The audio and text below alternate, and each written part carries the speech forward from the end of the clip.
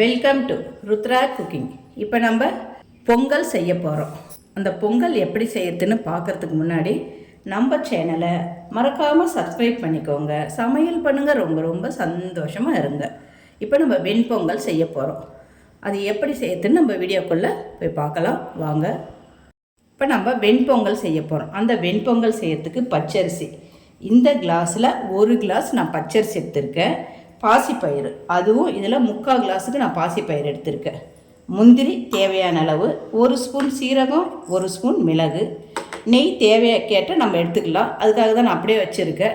நம்மளுக்கு எவ்வளோ ஒவ்வொருத்தருக்கு ஒரு மாதிரி கொஞ்சமாக நெய் போட்டால் போதும், ஒருத்தருக்கு நெய் நிறைய போடணும்.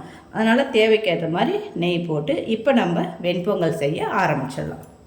பொங்கல் செய்யறதுக்கு இந்த எண்ணத்தில் நான் தண்ணி வச்சுருக்கேன். ஒரு 2 கிளாஸ் தண்ணி வச்சுருக்கேன். இது பாசிப்பயிறு வேகிறதுக்கு மட்டும்தான். நம்ம காமிச்ச பாசிப்பயிரும் இப்போ கழுவி இதில் வச்சுருக்கேன். இது இந்த தண்ணி கொதிக்கிற வரைக்கும் ஊறினா போதும். தண்ணி சூடாயிடுச்சு.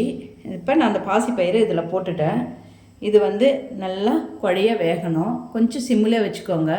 பாசிப்பயிறு ஏன்னா பொங்கி வரும், அதனால் கொஞ்சம் சிம்மில் வச்சுக்கிட்டு பாசிப்பயிரை நல்லா குழைய வேக வச்சுடுங்க. இந்த பாசிப்பயிறு வேகிறதுக்குள்ளே நம்ம அரிசியை நல்லா கழுவி அந்த பாசிப்பயிறு வேகிற வரைக்கும் இந்த அரிசி நல்லா ஊற வச்சிடலாம். பாதி வெந்திருக்கு, இன்னும் கொஞ்சம் நல்லா வேகணும். நல்லா குழஞ்சாதான் பொங்கல் டேஸ்ட்டாக இருக்கும். இன்னும் கொஞ்சம் நேரம் இது வேகட்டும். பருப்பு நல்லா குழஞ்சிடுச்சு. இப்போ நம்ம 1 கிளாஸ் அரிசி எடுத்துருக்கோம் இல்லையா, அதுக்கு 5 கிளாஸ் தண்ணி இது முதல்ல ஊற்றிடலாம். இதில்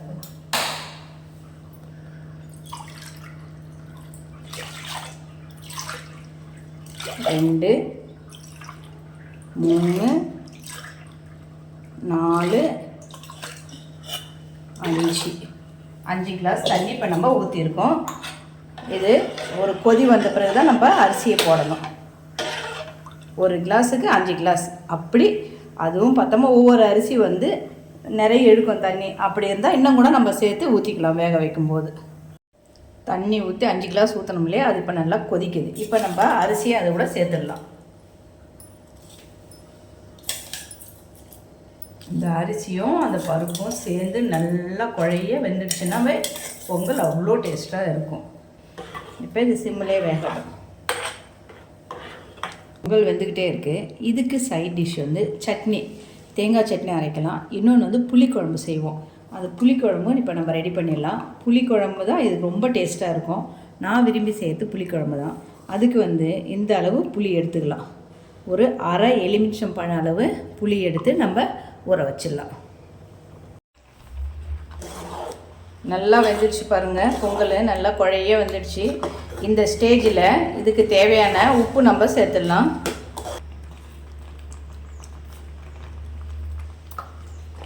உப்பு சேர்த்து நல்லா கலந்து விட்டுடலாம். இப்போ இதுக்கு நம்ம தாளித்து கொட்டிடலாம். பொங்கலுக்கு தாளிக்கிறதுக்கு வானல் வச்சு 1 ஸ்பூன் நெய் சேர்த்துருக்கேன். இதில் ஒரு அரை டீஸ்பூன் மிளகு போட்டுக்கலாம். ஒரு டீஸ்பூன் சீரகம்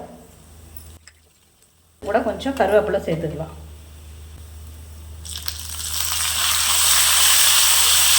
இந்த மிளகு சீரகத்தை நம்ம முதல்ல இந்த பொங்கலில் சேர்த்துக்கலாம். அதே வானல்லே மறுபடியும் 1 ஸ்பூன் நெய் எடுத்துக்கிறேன். நெய் சூடாகட்டும். நெய் சூடாயிடுச்சு. நம்ம எடுத்து வச்சுருக்கிற முந்திரியை இது கூட சேர்த்துடலாம். முந்திரி பொன்னிறமாக வறுபடணும். பொன்னிறமாக வந்ததுமே நம்ம அதை பொங்கலில் சேர்த்துக்கலாம். முந்திரி பொன்னிறமாக வறுபட்டுடுச்சு. இதையும் நம்ம பொங்கல் கூட சேர்த்துக்கலாம்.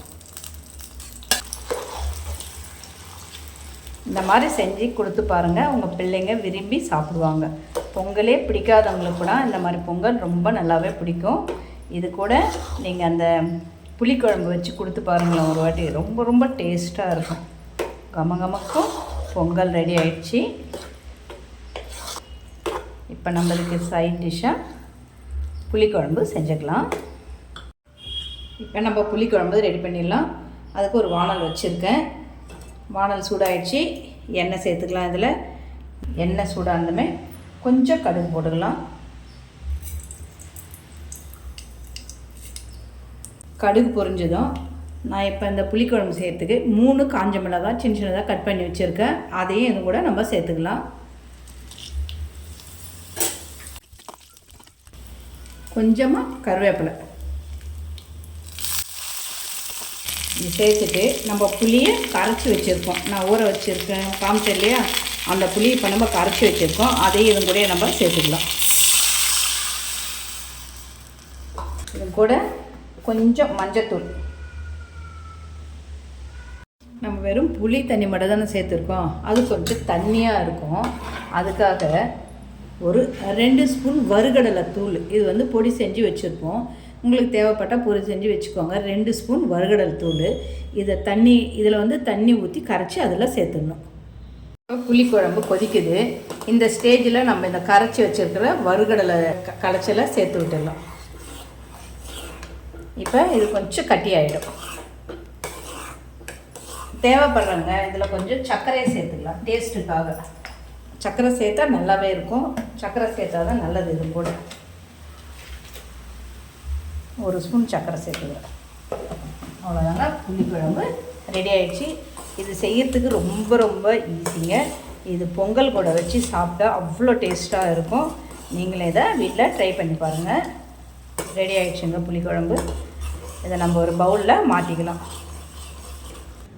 சூப்பரான சுவையான கோவிலில் ரெடி பண்ணுற மாதிரி பொங்கல் ரெடி ஆகிடுச்சு. அதுக்கு தொட்டுக்குன்னு சாப்பிட்றதுக்கு புளிக்குழம்பும் ரெடி ஆகிடுச்சு. நீங்களும் இதை வீட்டில் ட்ரை பண்ணி பாருங்கள்.